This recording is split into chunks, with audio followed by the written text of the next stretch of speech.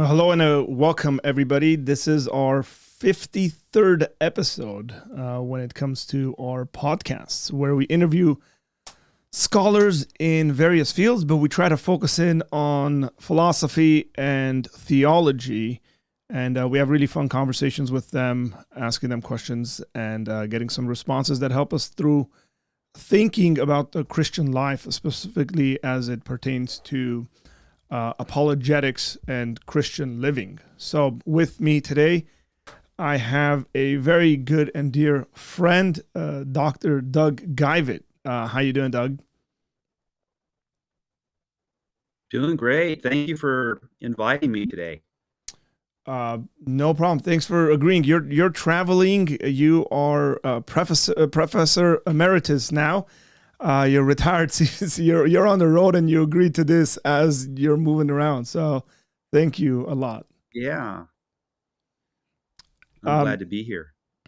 so, I came across this subject, and it's been kind of hot for a minute, and I tend to kind of take my time and drag my feet a little bit when things are trending online, partly because I don't want to say things and get into conversations where it doesn't help the audience, and I just don't want to make wrong statements. Want to think through subjects clearly, especially difficult ones that require quite a bit of thinking, and then things that you have very intelligent people on both sides speaking about. And so, but you were the first person that came to my mind, partly because I took philosophy of religion with you, and I thoroughly enjoyed that class, and I reference work I've done in that class still to this day.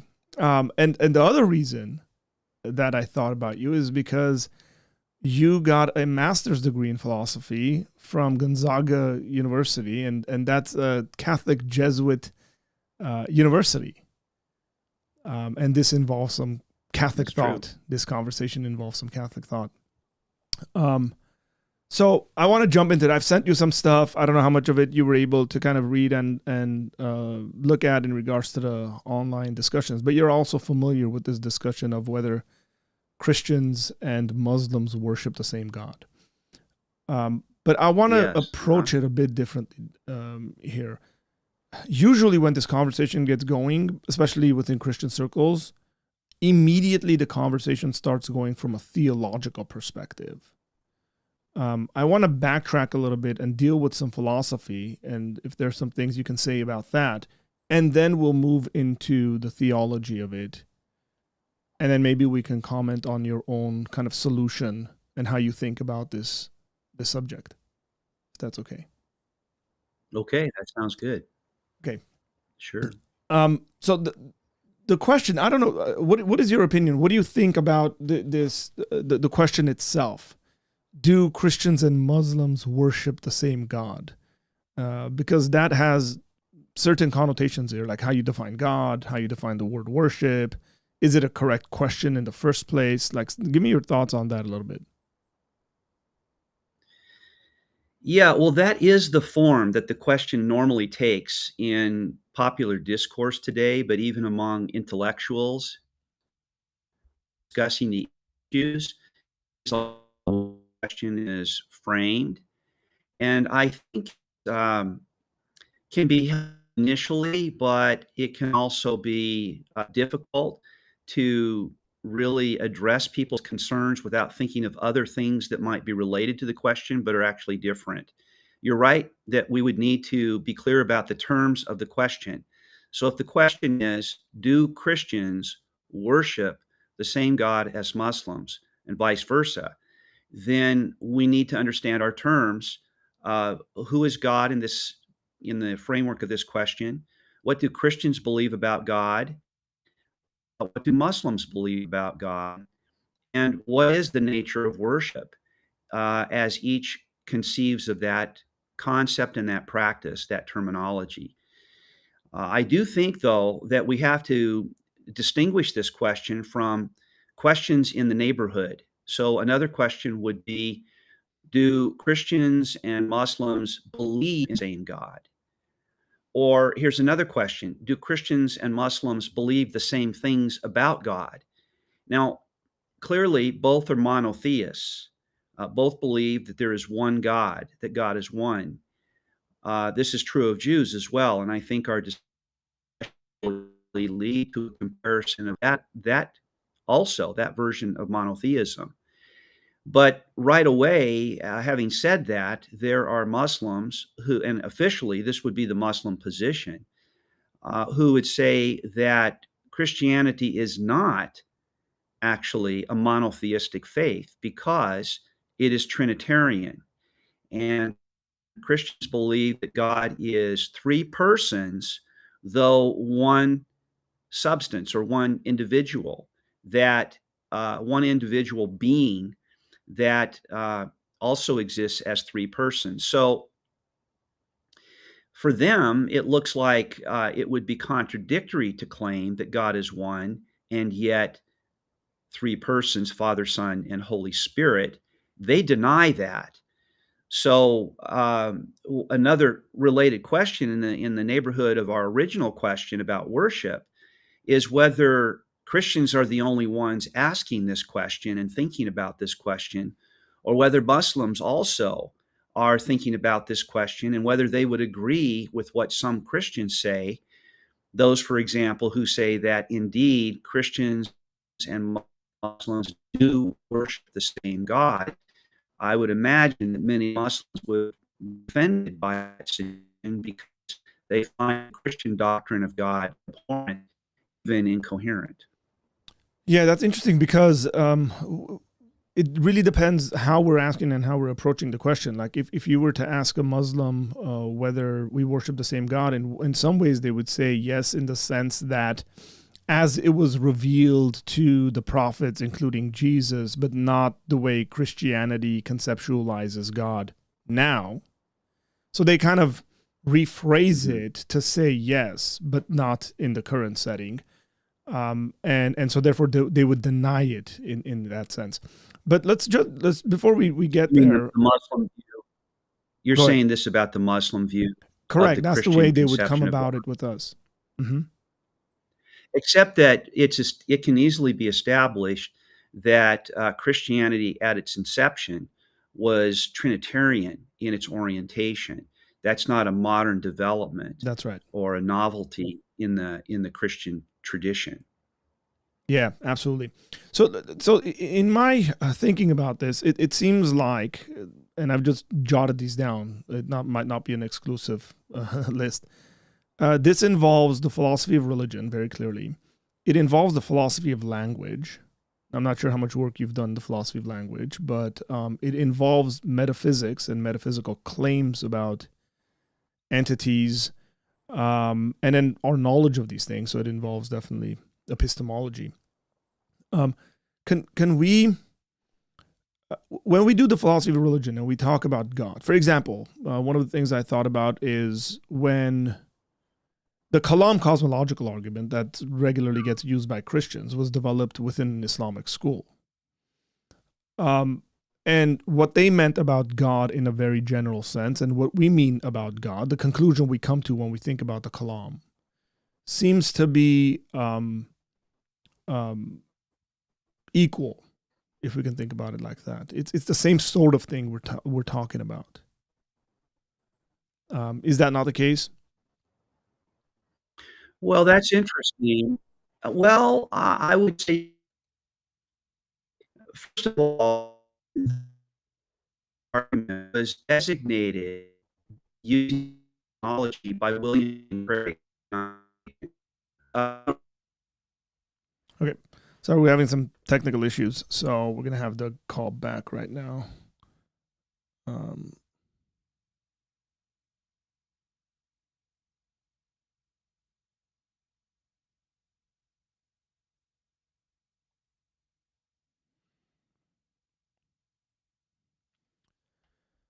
So here we are, guys.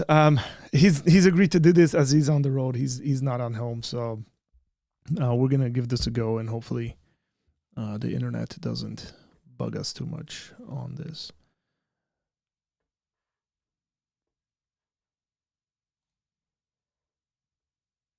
There we are. Yeah.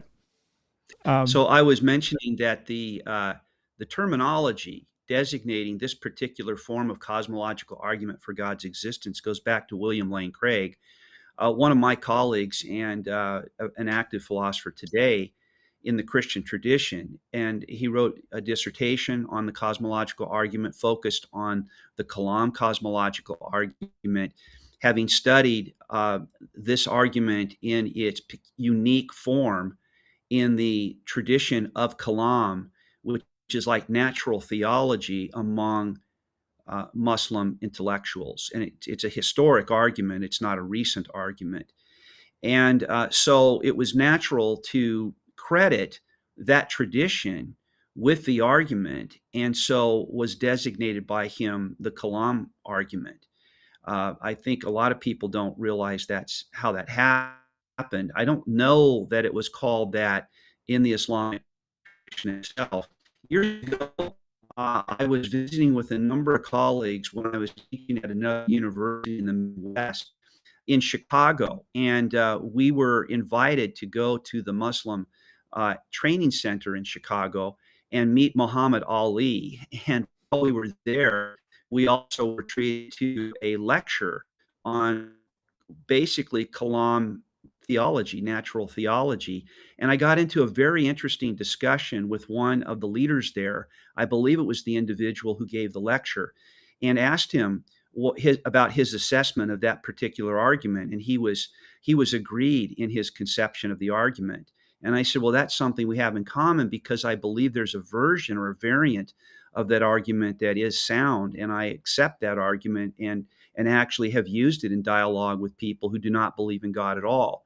So we had some common ground there, and that's your question, is what is the nature of that common ground? But we have to be very careful, because at least on my view, the various arguments for God's existence give us different conclusions in this respect. They tell us different things about what God is like, as well as that there is a God. So, for example, the Kalam cosmological argument is an argument from the origin of the universe that begins with a philosophical argument that the universe had a beginning.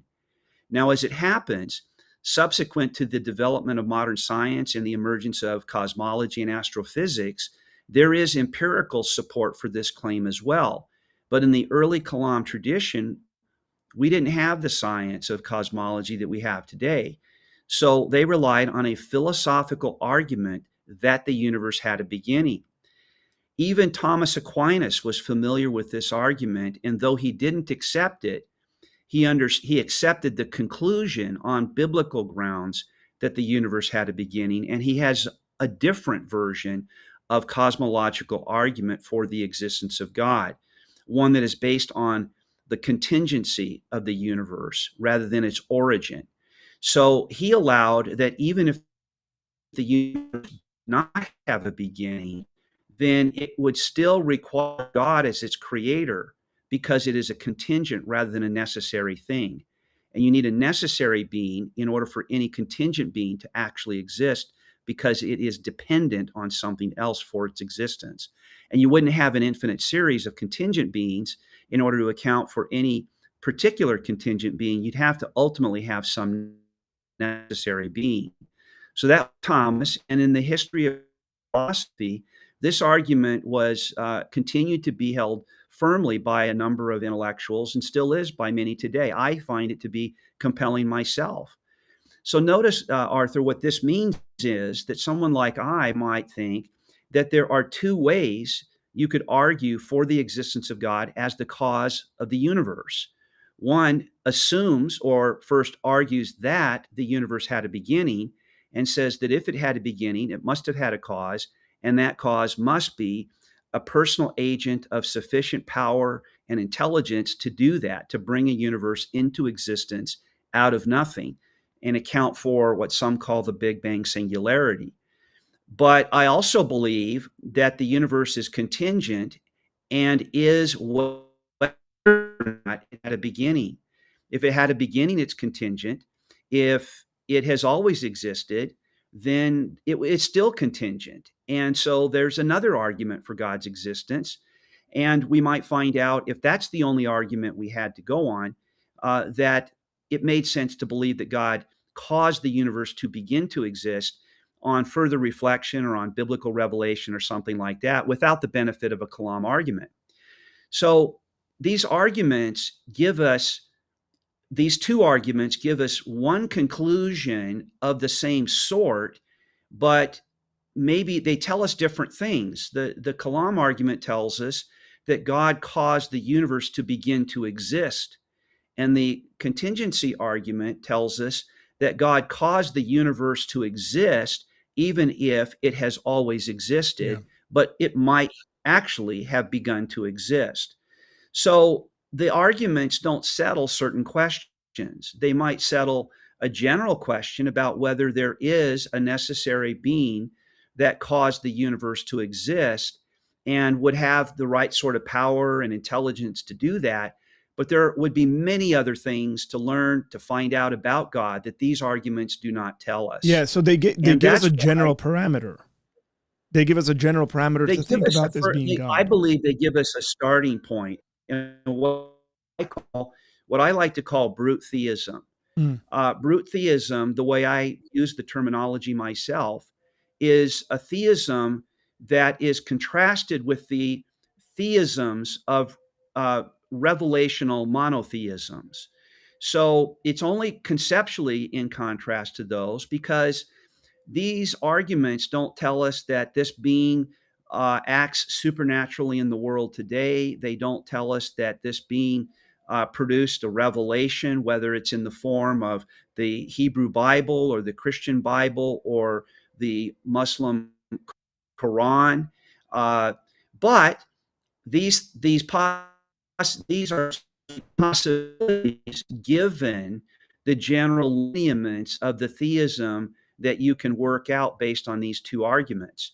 These two arguments have to be supplemented with other philosophical, theological, and empirical data so that we can get a richer conception of what God is like.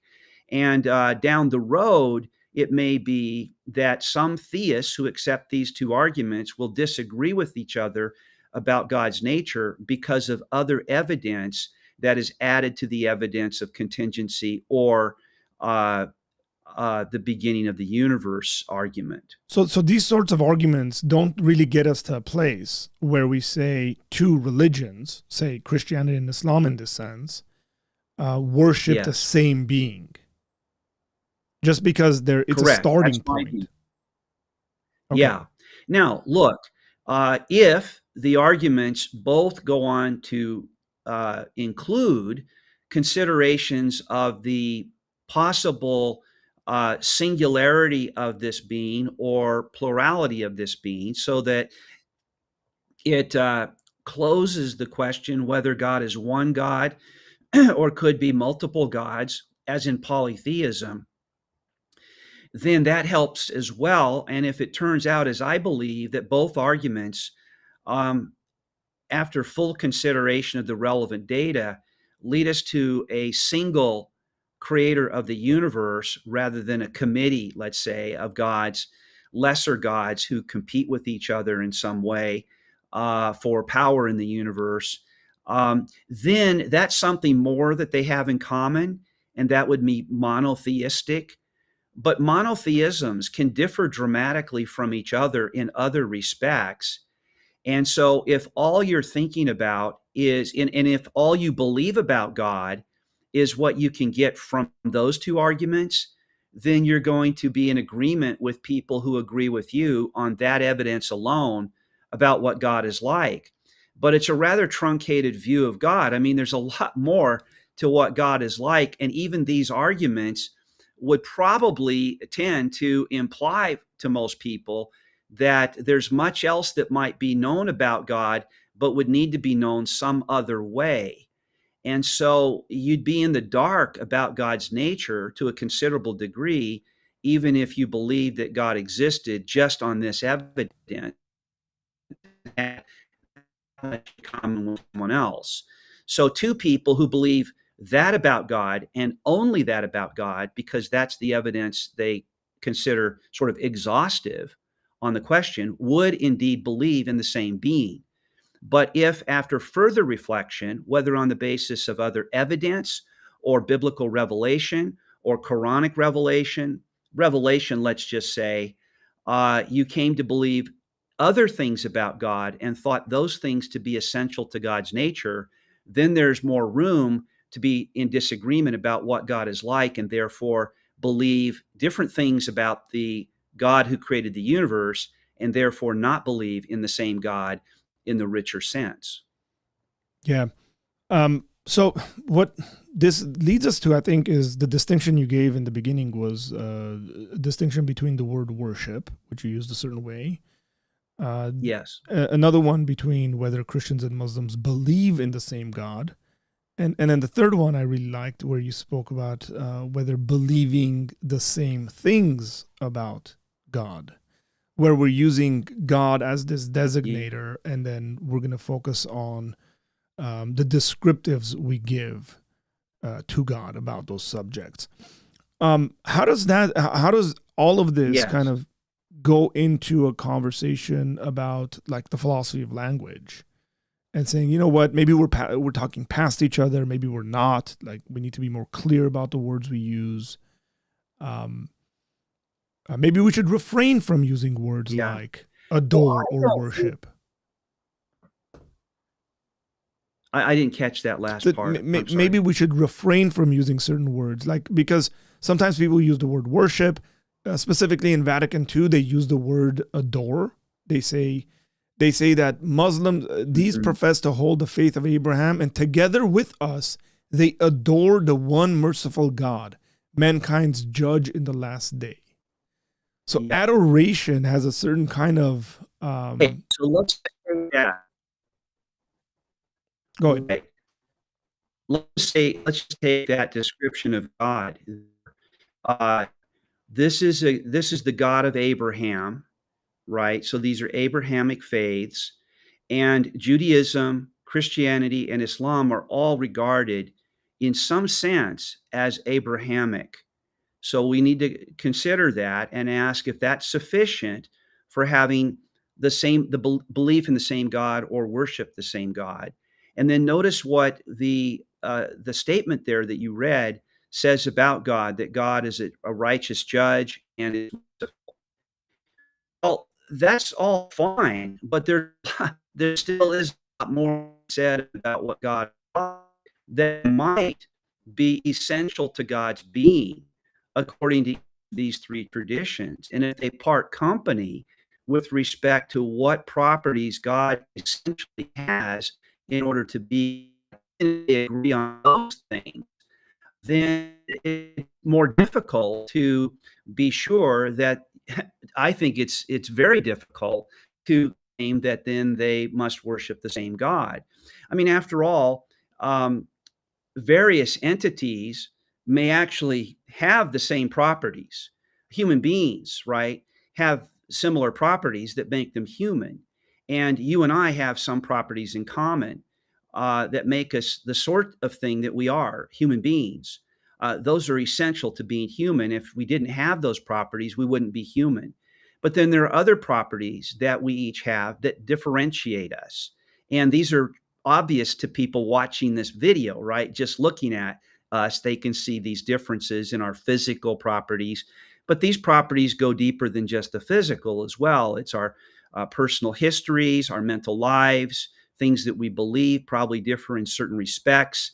You probably have beliefs I don't have beliefs about, because about things that I don't have beliefs about because they haven't entered into my experience in the way that they have yours, and so forth. So we're clearly alike, but not identical. We're alike in kind, but not the same being. And so, if a person, whether in some sense divine or human or what have you, can be merciful, can be just in that being's dealings, it wouldn't follow from that alone that there was no other being that had those same properties.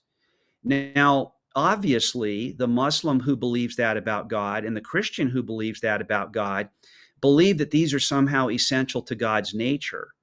Um, and if they believe that God is one, then their disagreement is going to have to be due to one of two things. Either they believe that God has other essential properties, but they don't agree on what those are, or they don't agree on what it means for God to be just or what it means for God to be merciful. So they'd have to have different things in mind when they make those attributions to God. But otherwise, yeah, they would believe the same thing. And then if they worshiped that being that they believed in, then their worship would be of the same being. But again, the statement that you read is not a complete description of what these respective traditions actually believe about the nature of God and what is essential to being God. Hmm. Um, is there anything in the metaphysics of this? The concept we have as God, maybe a conversation about rigid designators that we should mention, that you comes to your Yeah, mind. we could do that. I think we should come back to the point about Abraham at some point Okay. because of how Abraham figures in the history of each of these three monotheistic traditions that all purport that God has produced a revelation. But the concept of a rigid designator is that a term might be used to pick out a particular individual or a particular thing. And when we use the term God as Christian people, we do that. We are using it to pick out a particular being. And it is the same word used by people who believe in other gods or multiple gods. And some will complain, well, what if there are many gods and not just the one God that you believe in? And that is part of the discussion that I've been alluding to here. So the same English word God gets used to refer to different conceptions of God, and that will only latch on to the true God insofar as sorry, the conception that is associated with the word being used by its user um, matches the way God actually is. So it would attach to the being that does exist, that has divine properties, and maybe is the only being there is that does. And if your concept of God, when using the word God, aligns with that, then it can designate that being that actually exists. Alternatively, when you use that same word but mean something different by it, it doesn't designate that being that I just have stipulated for purposes of discussion is the existing true God. So it would be a false God relative to that particular conception because the concept doesn't align with the way God actually is. Got it. Now, of course, one of the problems here is that um, we all think about God perhaps a little differently. I should say that there certainly are Christians who believe things about God that other Christians do not. And there are probably Muslims who believe things about Allah or God that other Muslims do not. And individuals accumulate more uh, richness in their conception of God, you might say, or more detail in their conception of God when they come to believe additional things about God that they didn't believe at the outset. So, one question is whether even Christians who disagree about some things about God worship the same God or not. To say nothing of whether Christians and Muslims worship the same Yeah. God, or whether all Muslims worship the same God if they differ in their conception of what God is or is like at all. But I think the way this particular problem is solved for both traditions is that there is a set of attributes that will be attributed, properties associated with God as essential and definitionally true of their respective traditions, while there may yet be other things where members of the traditions might disagree in going beyond what the tradition itself essentially requires for belief and worship in the true God. So that problem isn't really of the same nature as the problem that we get when we compare the Christian conception of God with the Muslim conception of God, and see in the historic sources and in their revelation claims disparities in the way that they conceive of God's essential attributes that are central to their respective traditions. Yeah. Notice I've added something there. Central, they are considered essential attributes of God by these respective traditions, and so they are central in determining what those traditions believe about God. And in that respect, they're going to differ in some ways. Yeah, a good way I think about thinking about this a little bit is the way Arabic Christians and Arabic Muslims use the word Allah, because both of them will use Yeah. that word as Yes. God, but they mean completely different things when it comes to these essential properties. Thinking about Allah, so just because they have the designator Allah doesn't necessarily mean they're Right. talking about the same thing. Right. Well, some people think that maybe they are, and that that's in one case that group that uses the term Allah has a misunderstanding about God, but they're still talking about the same Hmm. being.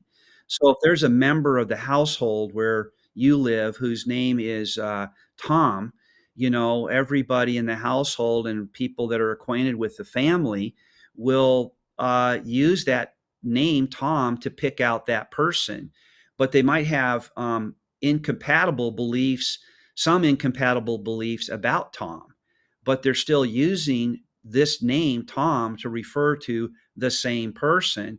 And they would even agree that they're doing that.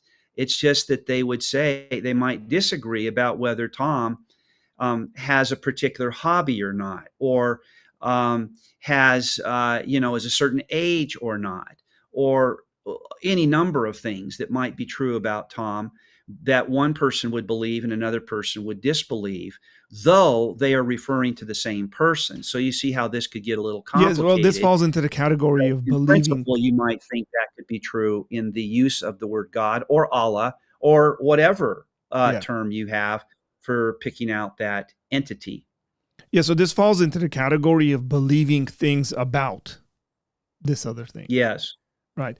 Again, we haven't even really come to this conversation in regards to using the word worship. We've been Yeah. talking about like, can a Muslim and a Christian make propositionally true statements about God? It seems to be the answer to that question is yes. There's many things we can say that are true of God, and we're referring to the same being in question.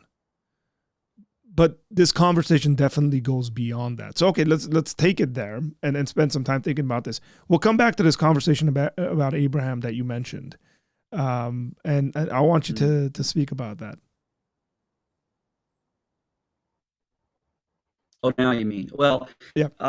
Abraham lived millennia ago, and certainly many, many centuries ago, and is the father of the Jewish nation according to the Hebrew tradition. Abraham had two sons, Isaac and Ishmael. And Isaac, according to the Hebrew Bible, was the one through whom God intended to fulfill his promise to Abraham and Sarah, Abraham's wife, that they would be uh, the ancestors of a great nation, that their descendants would be so great and so many that it would endure for so many generations that a nation would emerge from their loins. So that's the Abrahamic tradition according to the Hebrew scriptures. Christians also believe the Hebrew scriptures, that's the Old Testament in the Christian Bible, which also includes a New Testament, and they believe the same thing, that the Hebrew nation was promised and then fulfilled. It was promised by God to Abraham and Sarah, and that fulfillment happened through their son Isaac. Now, Ishmael was the son of Abraham and another woman who was a handmaid to Sarah. And in her anxiety and lack of faith in a moment, as we use that term, it was more than just a moment, Yeah. literally. Sarah suggested to Abraham that he seek to have a child with this woman that served in their household named Hagar. And so he did, and they did have a child who was named Ishmael. And there was great dissonance within the family, dysfunction within the family, especially after Isaac was born. And Sarah, Sarah was jealous of Hagar, and ultimately Hagar was sent away, and a different nation can credit its eventual development to the union between uh, Abraham and Hagar. But in the Hebrew tradition, that is not the way it was meant to be.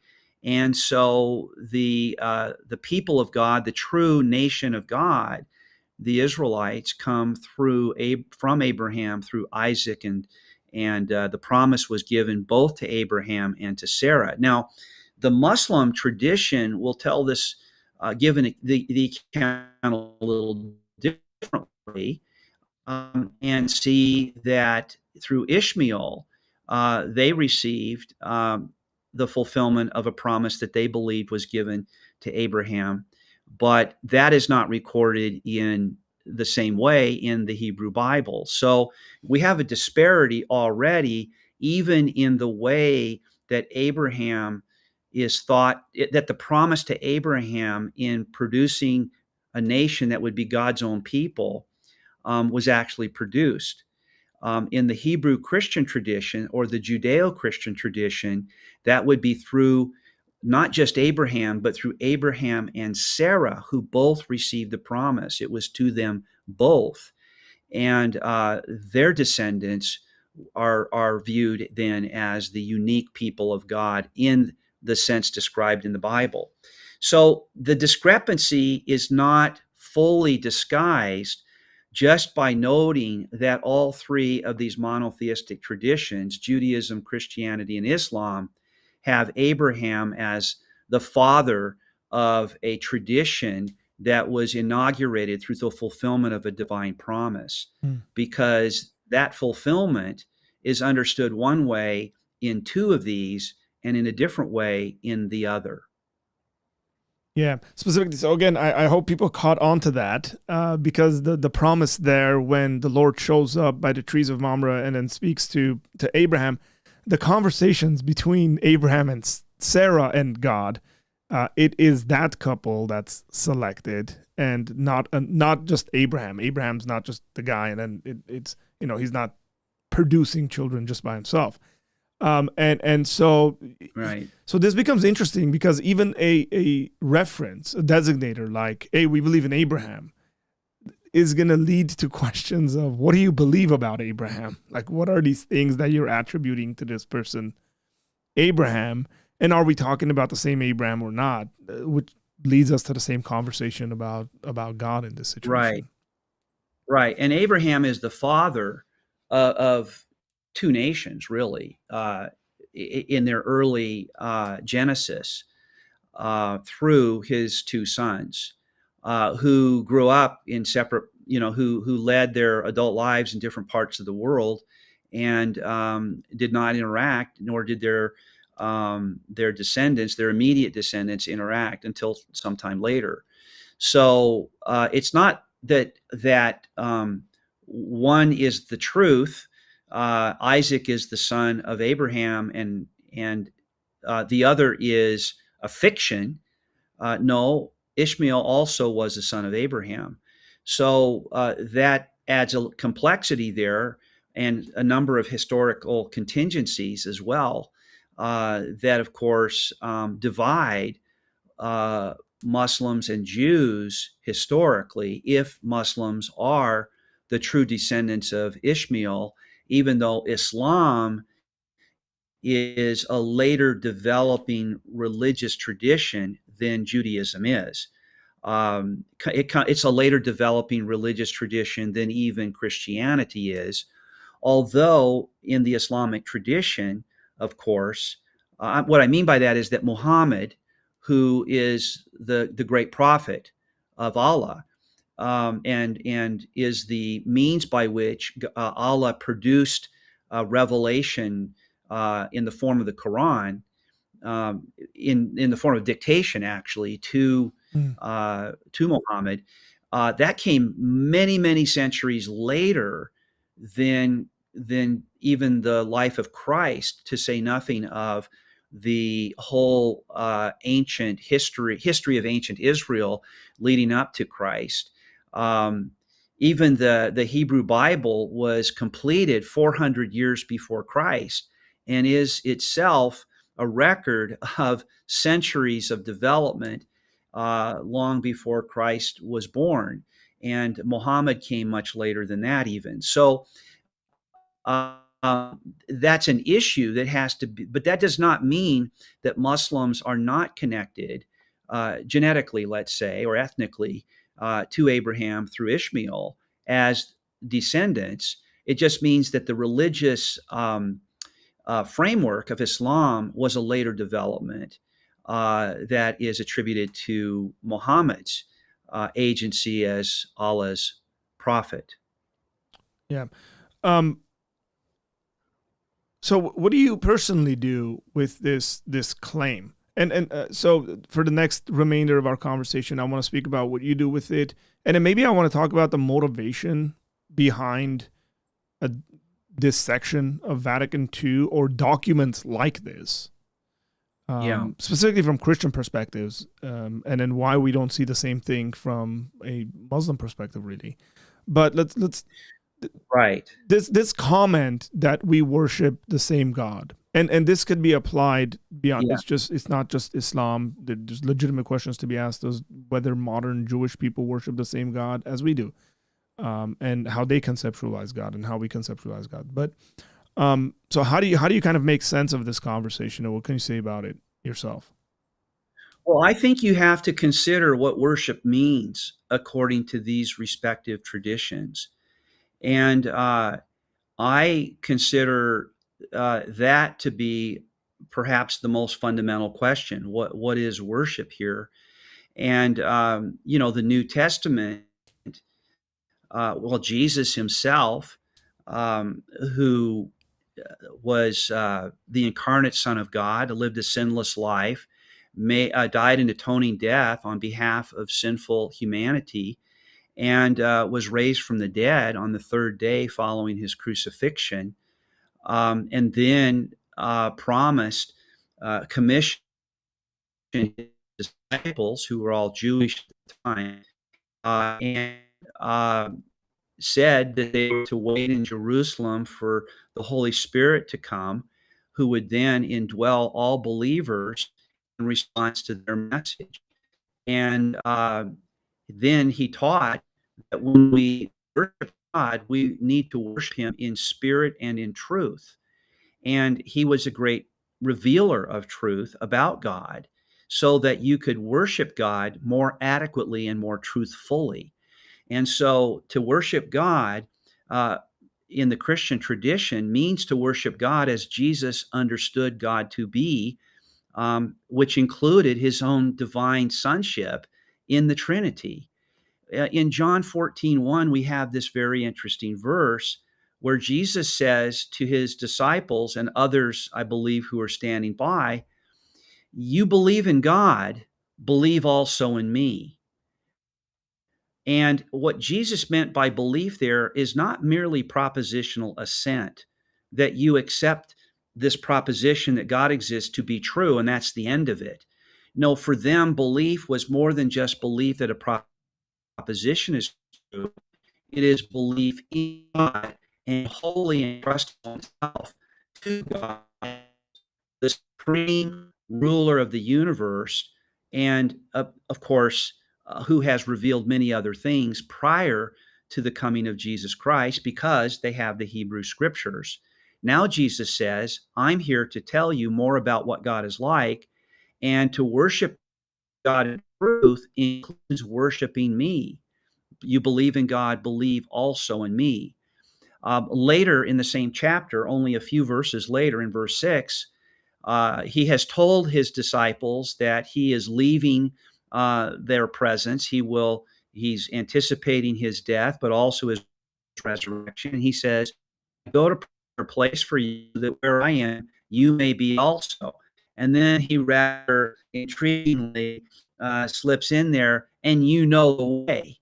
And I think the disciples must have looked at each other very puzzled, because one of them, the fellow named Thomas, said, "Lord, show us the way." He wasn't quite bold enough to say, "No, you're wrong, Jesus. We don't know the way." But I think he was expressing concern that Jesus was maybe a little bit optimistic about what they knew and what they didn't know. And Jesus said, "Well, I am the way, the truth, and the life. No one comes to the Father except through me." So he was basically saying, whether you know it or not, you know the way because you know me. And as long as you know, you will arrive at the destination that I was just describing. And that's his God's design for humanity, is that those who come to God through Christ, they will experience this destiny that Jesus was describing in John 4, as we see it recorded in John 14. Well, okay, so now what do we do when we worship God? Well, we worship Jesus. And we pray in the name of Jesus. Uh, we do this with the help of the Holy Spirit, who enables us with our infirmities and our effort to pray correctly. So all members of the Trinity are involved in the Christian worship of God. That is manifestly not the case for the Islamic tradition. Mhm. And Muslim will say, hold on, that's not the way we understand worship. We believe that Jesus Christ lived and he's a prophet, but we do not believe that he was crucified even, much less that he rose from the dead. We believe that he was miraculously translated into heaven, is not what Christians do believe. And so they don't worship Jesus in the same way that we do. And to worship Jesus is to worship God in spirit and in truth, Jesus himself, and therefore according to his words. Yeah, it's really good. I love that you actually took this to places. Okay, so typically this conversation goes into places like Act 17 when Paul is addressing the Areopagus, or the philosophers at the Areopagus. But I love that you took this to a place where Jesus specifically speaks about what worship looks like, and we worship God in spirit and in truth, and those two things need to be together. Because even if you have an individual who believes true things about God, but is an atheist, that you can't say they're worshiping God, because there's clearly something missing there. Right. The passage in Acts that you're referring to is from chapter 17, where Paul is visiting the city of Athens, and he's waiting for some of his colleagues to arrive so that they can conduct ministry together. And as he visits the city, he is noticing references to various gods. It's a polytheistic society. And among many statues and physical representations of gods that is designated to unknown God, as it says in there. And Paul says to the Athenians, what you worship in ignorance, I declare to you. And then preaches the gospel of the person of Christ and the resurrection. Now, they were polytheists. And so certainly they weren't worshiping the same God that Paul worshiped in purity and in truth. I mean, if you're going to use Acts 17 and what Paul teaches there as a proof text for claiming that Christians and Muslims worship the same God, then in effect, you would have to say that Paul and the Athenians worshiped the same God as well. And yet the unknown God was a God they worshiped in ignorance. They had no special, they made no special associations with God. It's quite possible they were simply trying to be sure that they didn't offend a member of the pantheon of gods that they hadn't thought of Mm. yet and didn't know anything about. And so, in order to sure got everybody included properly and they were properly protected by divine providence, they had this unknown God that worshipped in some sense of the term, but in utter ignorance, meaning they didn't believe anything in particular about it. Maybe it existed, and maybe it would be neglected to know it. So I think this is more of a rhetorical tool that Paul uses and Mm. says, this unknown God that you're wanting to be sure not to ignore is actually the one true God, and the rest of your cultic worship, occultic, I mean cultic, your cultic practice, meaning how you practice worship and what you believe about God and gods, is completely mistaken. That this is the God who created the universe, and we are all his offspring. And so you can basically do away with all the other gods. Well, if they do that, it's a radical transformation of their conception of God. So I don't think we would want to say that the Athenians and Paul worshiped the same God in any literal sense, but rhetorically, it made sense to them to put it in those terms because they did indeed include within their pantheon some God they designated as unknown. And Paul thought that that would be a natural way, rhetorically, to help them discover the true God and thus dispense with all of the other gods that were not really God. Very, very good point. So I want to talk about the motivation here for comments or statements like this, specifically coming from Christians. I have a couple of ideas about it, but I'd like to hear yours Mm. as to why Christians Mhm. want to make statements like this. That's ambiguous. I think it's not clear. I think it leads to more confusion. It does more harm than good, in my opinion. But tell me what you think Mm. about it. What's the motivation behind some of this stuff? Well, I think that this is a product of the interaction that we all have with each other in a world of religious perspectives.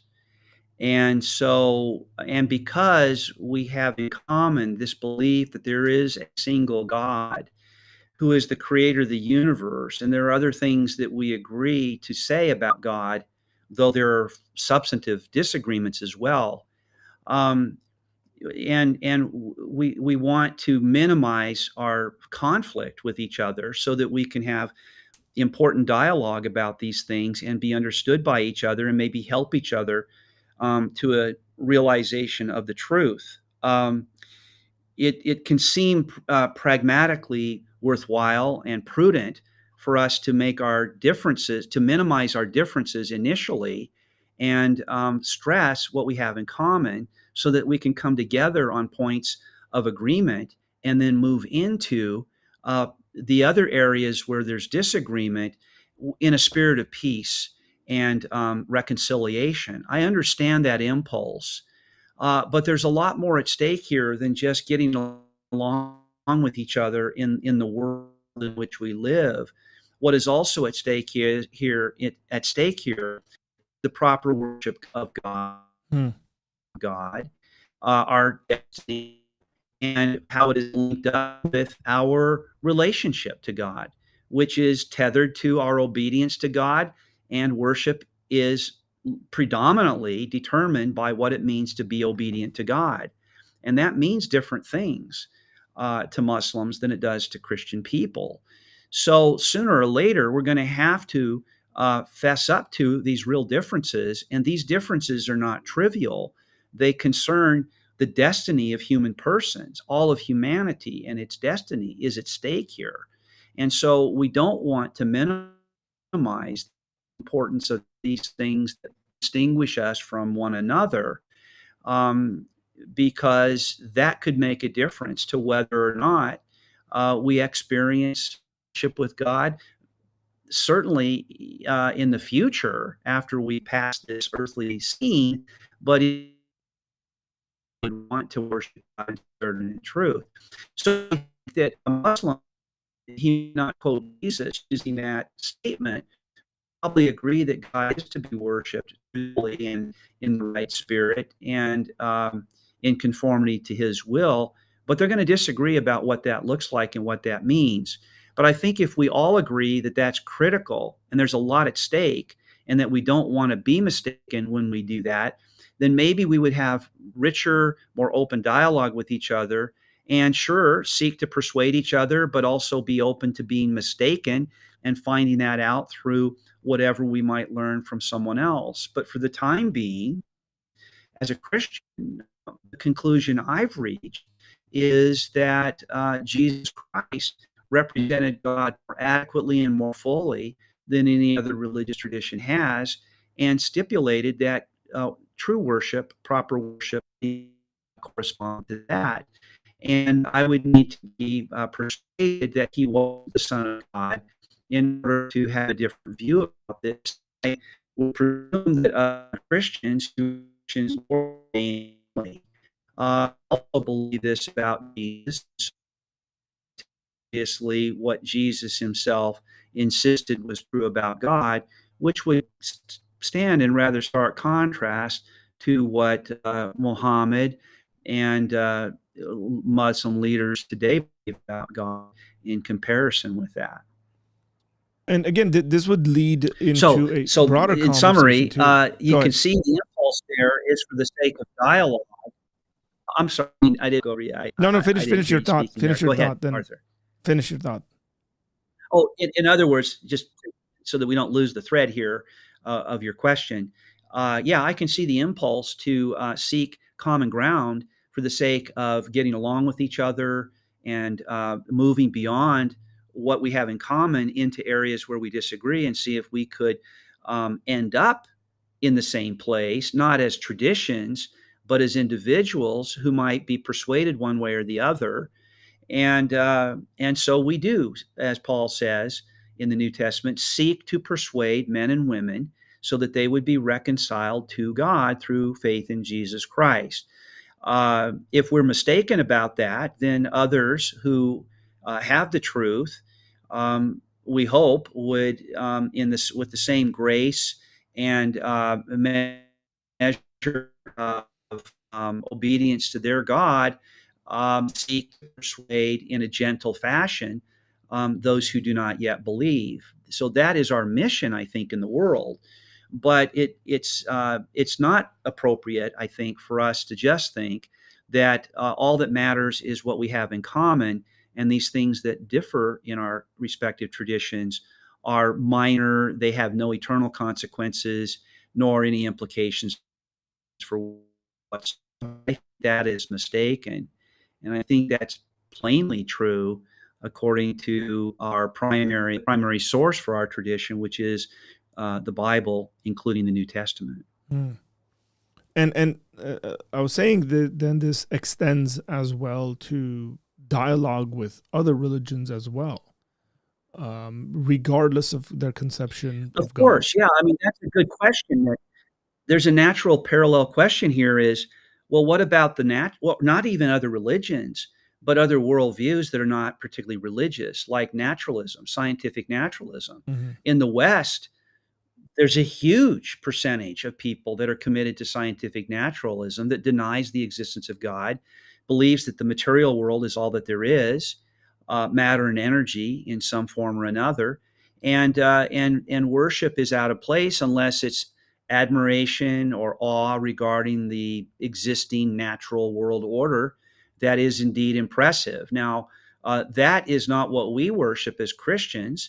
We worship the creator of these things rather than the created objects, as Paul discusses in Romans chapter 1. But the naturalist, has his own sort of religious practices in a way because he has fundamental values that guide his life that he considers to be ultimate. And though these make no reference to a transcendent being who exists beyond the universe and created the universe, has a very different worldview, a very different conception. Well, in our interest, our effort to get along, to be at peace with them, and to find common ground and then ultimately to work towards agreement on things where we disagree? Are we to accept their fundamental worldview and say it's really deep down not that different than our own? Nobody's saying that. So if the only reason for looking for this common ground and saying we do indeed worship the same God as Muslims do, let's say as Christians, this is what we conclude. The only reason for doing that is so that we can be at peace and have and work with what we have in common. That's certainly not going to be sufficient for all purposes, and I would say not sufficient even for worship. Yeah. And then there's a particular difficulty. Maybe we can end with this, but there's a particular difficulty this puts um, Catholics in versus you and I, who are Protestants, that don't necessarily find this to be problematic at all, considering documents like Vatican II.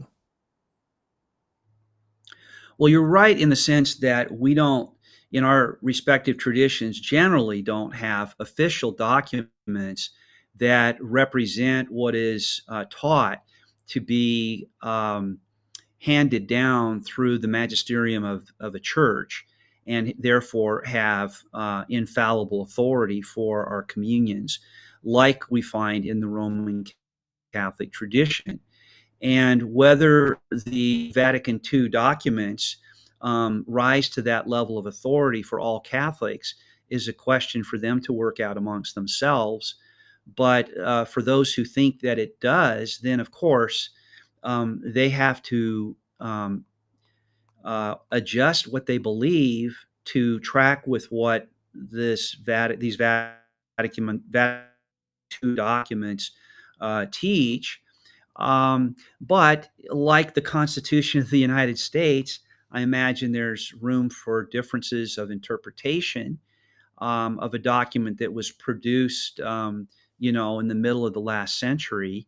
And there may be modifications or what some might say, maybe there are some loopholes here so that we can actually make sense of the kinds of differences we've been talking about between Christians and Muslims, even though a more general of we have much in common. So, what I'm saying there is that you're right, that at least not within any denomination that I've associated with as a Protestant, has there ever been any um, declaration of that sort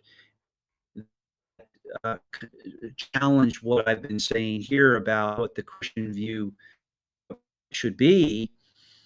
And that might be true because of Vatican II for other sector of the church, the Roman Catholic Church. But uh, I think that's for them to work out. And I imagine there are ways in which that worked out for some that is more compatible with what I have been saying myself than what some people might think. Hmm. Understood. Well, thanks. This is my area of expertise, Yeah. and I wouldn't speak for Roman Catholics anyway, right? Yeah. Yeah. Again, my heart behind this has to bring some clarity into this conversation, and clarity doesn't necessarily mean um, agreeing with one side over the other or something like that. I mean, I have my positions. Clearly, you have your positions, and I think there's a lot of agreement, obviously, there. But one of the things I was observing online was a lot of people speaking past each other, and Yeah, either thinking about it, just sticking to a word like just the word worship, and then running with it.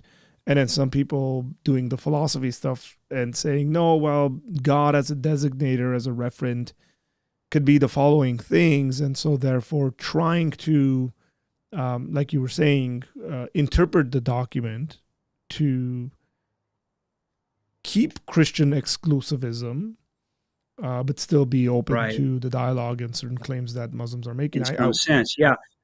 Yeah, so I Well, I generally, mean, my notice heart's there. been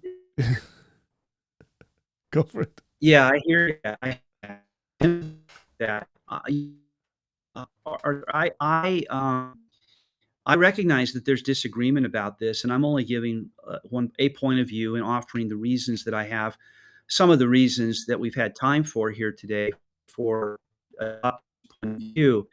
But I'm welcome dialogue about this from Christian brothers and sisters who might disagree, but also from Muslims who might have a contribution to make. I would imagine they do, and I think we should entertain whatever views that they have and try to mesh them with what we're thinking about this issue. But the fact that there's this much disagreement leads me to this sort of final thought, maybe for the time that we have together today, and that is that there's a chance that any one of us could be mistaken in our conception of these things and how we answer the question, do we worship the same God? And I think it might be good to at least consider the pragmatic element here and wonder if we could be mistaken and we can't be sure of the position to adopt. Should we adopt a position that is, in a certain sense, safer theologically, so that we're not, we don't want to err. It's almost Pascalian, right? We don't want to make a mistake and assume that we worship the same God if we don't. Whereas if we think that we're worshiping different gods, the risks might not be as great as they would be if we're mistaken. Let's say we believe we worship different gods, but we're mistaken. The risk of being mistaken there might not be tantamount to the risk that we would incur if we believed that we worship the same God and that was mistaken. Yeah. And I think so for evangelistic purposes and for the purposes of individual and corporate worship in the church and so forth, I would recommend, even in that way, for those reasons, that we be very cautious about assuming that we're worshiping the same God, lest we lose sight of our vocation in this world as ambassadors of Jesus Christ, ambassadors of Christ, and witnesses to the truth as he presented it during his earthly life. That is a very, very good point. I really like that. That's a really good point to end on.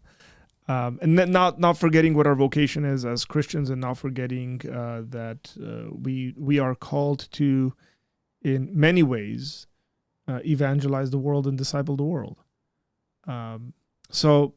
Yes, and I think if I was in dialogue with a Christian who maybe disagreed with me, and I have friends that do, if we got to this topic, I might ask them, well, how do you conceive of proper worship relative to what Jesus taught? Or how do you conceive of the vocation? And does that have any bearing, do you think, on whether we should conclude that we're worshiping the same God? Or are there certain risks that we incur? Or could it be that the risks that I think we incur are not real risks to our calling as ambassadors of Jesus Christ, and I'm missing something here? So I would welcome that dialogue. Well, we'll see. If anybody reaches out, then we can set up a dialogue like that. Sure. Well, Doug, I want to thank you again, taking time out of your schedule and finding a place and making this happen. Really appreciate it. My pleasure. Thank you, Arthur, for inviting me. So, folks, there you have it. Hopefully this conversation has helped you think about this a bit more clearly and where you should be as a Christian, and both being relevant and friendly in dialogue with others, but also thinking biblically about a subject and knowing what you believe as a Christian. So appreciate you guys being on this and watching it, and hopefully it's benefited you and your walk with the Lord. Take care. God bless you guys, and we will see you later.